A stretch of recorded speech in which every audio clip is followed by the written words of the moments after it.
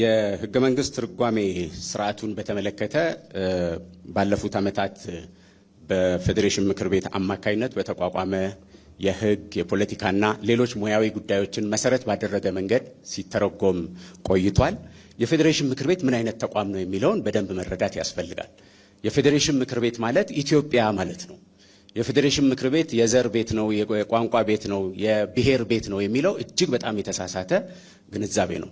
በህገ መንግስቱ ላይም ተተርጉሞ እንደተቀመጠው ሁሉም የኢትዮጵያ ህዝቦች አንድም ሳይቀር ማለት ነው የተወከሉበት ኢትዮጵያን የምናይበት ቤት ነው።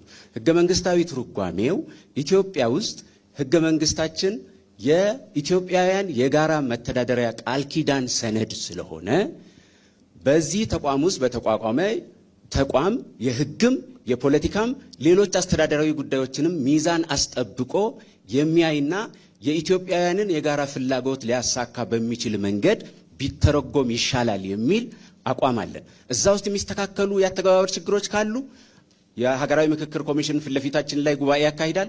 እዛ ላይ እናቀርባለን፣ እንነጋገራለን። በዚህ መንገድ መካሄዱ ግን ኢትዮጵያውያን እንዲወከሉ ሀሳባቸውን እንዲገልጹ ሙያዊ በሆነ የህግ ባለሙያዎች በተካተቱበት ሙያዊ በሆነ መንገድ የሚተረጎም እንጂ የፖለቲካ ውሳኔ እንዳልሆነ መረዳት ያስፈልጋል ማለት ነው።